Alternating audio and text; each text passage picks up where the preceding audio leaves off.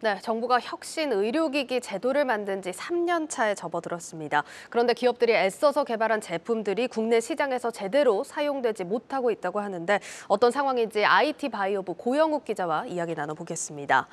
예, 고 기자, 먼저 혁신 의료기기 좀 생소합니다. 대표적으로 어떤 것들이 있습니까? 네, 그 영상 하나로 파킨슨병을 진단할 수 있는 그 인공지능 소프트웨어가 있습니다. 네. 이게 이제 국내 업체 휴런이 만든 건데요. 세계 최초입니다. 그래서 이 소프트웨어 같은 경우에는 국내에서 이제 제3호 혁신 의료기기로 지정되기도 했는데 네. 파킨슨병 뭐 아시겠지만 걸리면은 손이 떨리고 근육이 좀 뻣뻣해지고 예. 이런 게 대표적인 증상이죠. 이게 뇌에서 이제 도파민 분비가 잘 안 돼서 걸리는 건데 그동안의 진단은 이제 방사선을 사용하는 그런 영상 촬영 장비를 네네. 이용을 했었습니다. 근데 네.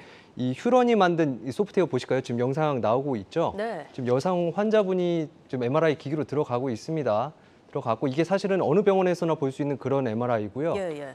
그리고 인공지능이 이제 판별을 합니다. 이 환자가 그 파킨슨병에 걸렸는지 안 걸렸는지. 이 원리는 그 우리 몸에서 그 도파민 분비를 관장하는 부위가 이제 중뇌의 특정 영역이 있는데 네. 거기가 망가졌는지 안 망가졌는지를 살펴보는 거고요. 이렇게 했을 때 이제 진단의 정확도는 90% 이상입니다. 그래서 기존 촬영 장비보다 나은 거죠. 네. 근데 문제는 우리 국민들이 이걸 쓰지 못한다는 겁니다. 왜 이게 못 원인이 이게 그 건강보험 적용 때문인데요. 네. 이게 실제로 이제 휴런은 이 제품의 판매 허가를 받은 지 벌써 1년이 지났는데도 매출이 한 푼도 없어서 해외 시장으로 눈을 돌리고 있습니다. 이게 이 휴런 기술이 지금 뭐 국내뿐만 아니라 미국 FDA 승인도 또 최초로 받은 기억이 있고 또 유럽에서는 CE 인증도 받은 걸로 알고 있는데 그렇습니다. 허가는 났는데 이제 건강보험 적용이 안 돼서 못 쓰고 있다. 이게 무슨 상황입니까? 이게 이제 제품 허가 절차를 통과하는 것과 건강보험 적용은 또 다른 문제입니다. 이게 네. 의료 현장에서는 건강보험이 제대로 적용되지 않으면 아무리 혁신적인 제품이어도 쓰기가 쉽지 않은데요. 기업들은 답답함을 호소하고 있습니다. 관련해서 김수진 기자의 리포트입니다. 안전하고 효과가 큰 첨단 의료기기를 빠르게 도입하기 위해 생긴 혁신 의료기기 지원법.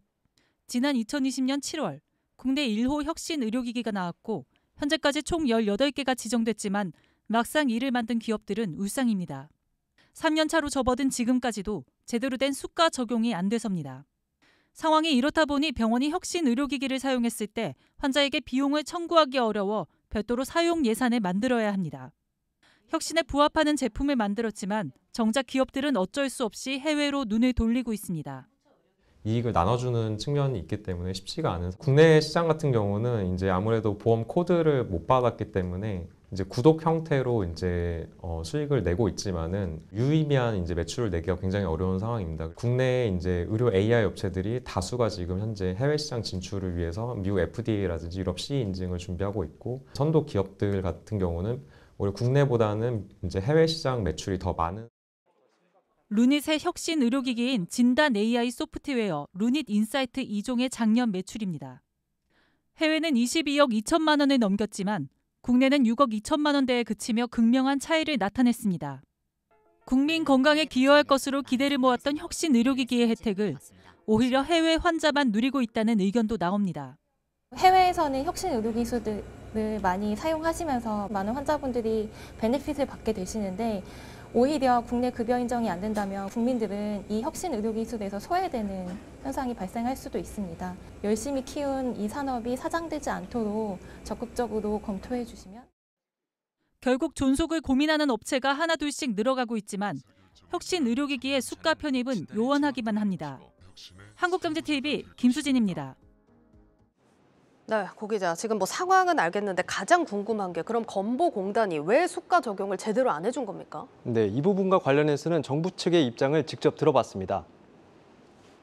그러니까 뭐 건강보험 입장에서는 아직 불확실한 기술에 대해서 모든 의료기관에서 이걸 제공하게 되거나 했을 때 의료의 영역은 일단 안전하고 효과적인 게 없는 것이 검증돼야지 저희가 건강보험에 진입을 하고 하는 게 맞는 방향이거든요. 그래서 하지만 아까 말씀하신 내용에 관련해서는 그래서 좀 더 한정된 기관에서 그걸 사용을 해보고 그걸 모니터링해서 그 후에 정식적으로 다시 평가하는 절차를 마련해서 지금 진행을 하고 있는 겁니다.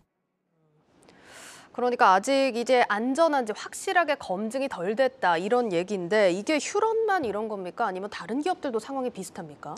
다른 기업들도 비슷한 상황에 많이 처해 있습니다. 이게 보면은 이게 좀 아쉬운 점은 네. 그 이미 식약처의 허가를 받은 혁신 의료기기들도 이런 상황에 처해 있는 건데 이 제도를 도입한 게 2020년 5월입니다. 네. 의료기기를 이제 기준으로 했을 때 지금까지 101개가 신청을 했고 네네. 그 중에서 18개가 지정이 됐습니다. 지정이 됐다는 말은 이제부터 좀 심사를 좀 빨리빨리 해주겠다 이런 의미고요. 이제 그런 절차를 통과해서 8개가 이제 최종적으로 허가를 받았고 정말 소수네요. 그렇죠. 근데 여기서부터 끝이 아닌 이제부터 다시 시작이에요. 이제 8개가 이제 건강보험에 등재가 돼야 되는데 그 중에서 이제 3개만이 등재가 됐어요. 네. 뭐 좀 여러 갈래로 또 나눌 수는 있겠지만 이 의미 자체가 어떤 의미냐면은 이 제조업체 입장에서는 별 의미가 없어요. 왜냐하면 그 제조업체가 이 기계를 이제 결국은 현장인 병원에 팔아야 하지 않겠습니까? 네네. 근데 병원 입장에서 이 기계를 사들이려면 한 대에 뭐 수천만 원에서 수억씩 하는데 사실 기존과 같은 급여, 그러니까 기존과 같은 돈을 받을 수밖에 없다. 그럼 병원 입장에서는 드릴 이유가 별로 없는 거죠. 네네. 그래서 이제 현장에서 쓰이지 못하고 있는 거고요. 이렇게 들여다 보니까 굉장히 꽉 막힌 상황인 것 같은데 그렇다면 기업들이 요구하는 게 뭡니까?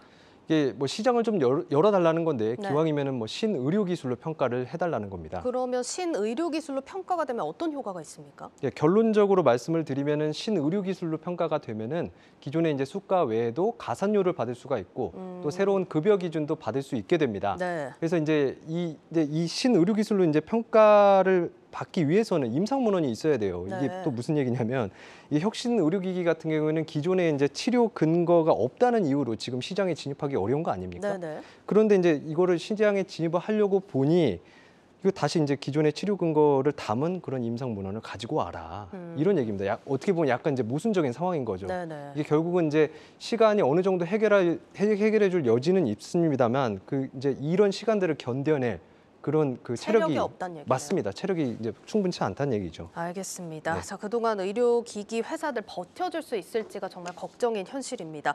자, 오늘 마지막으로 오늘 내용 유튜브 제목과 해시태그 어떻게 정리할까요? 네, 오늘의 그 한 줄은 외면받는 의료기기 혁신, 이유는 건강보험, 해시태그는 이러다 다 죽는다, 비급여 시장 열어줘입니다. 알겠습니다. 여기까지 정리하도록 하겠습니다. IT 바이오부 고영욱 기자였습니다.